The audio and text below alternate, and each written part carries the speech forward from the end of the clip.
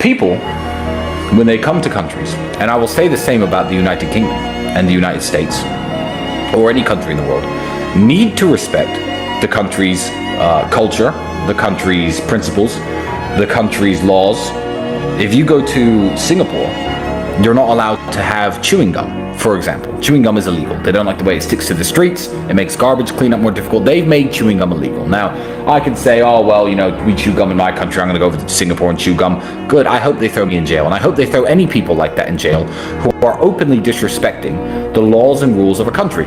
The West, you have to understand, is not a moral superpower. They are not the kings of morality who set in stone the laws of the universe and tell every single country, you are immoral, you are not immoral, you are just, you are unjust.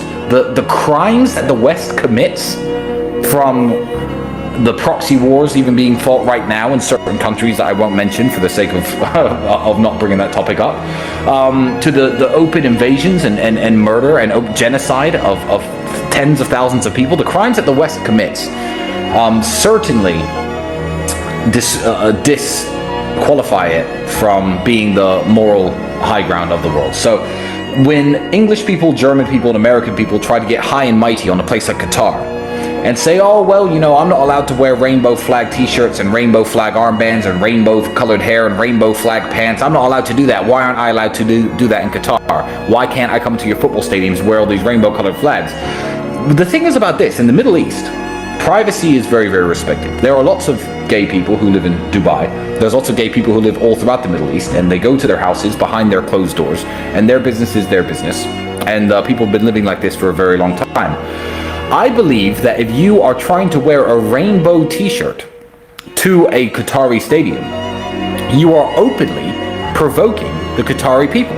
And the Qatari people have the right to tell you to go home and to change your t-shirt. Because if all you have is rainbow t-shirts, if every day you wear rainbow t-shirts, if you have a rainbow, if your face is tattooed with a rainbow, and you got that rainbow tattoo 30 years ago because you like the story of Noah's Ark and the rainbow being a symbol of God's covenant with man, I'm sure they'd be more accepting. If rainbow flag colored t-shirts were all that the British wore, or all that the Germans wore, if it was the fashion in England and Germany to wear these things, but it's not. Nobody ever wears these things. So when you're doing it at their stadiums and trying to get into their stadiums and get to their football games and get seen on TV with your rainbow colored flag, it's a virtue signal in the most ugly and promiscuous and exorbitant way. You should not be doing that to the Qatari people, and you are an idiot for putting them in the position for having to tell you to go home and change your shirt. So I believe that it is open provocation on the culture of Qatar.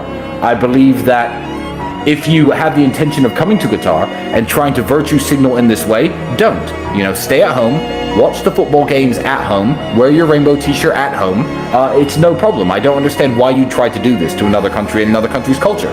In exactly the same way that English people get mad when protesters who were against the British Armed Forces some years ago were setting fire to poppies in the city center.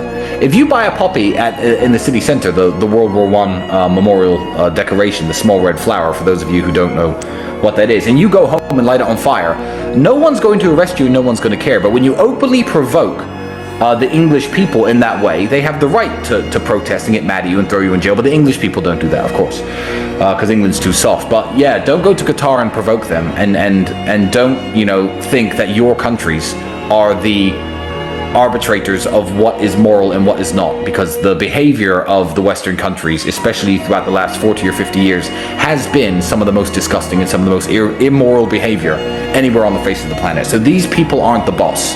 So take the t-shirt off and go home.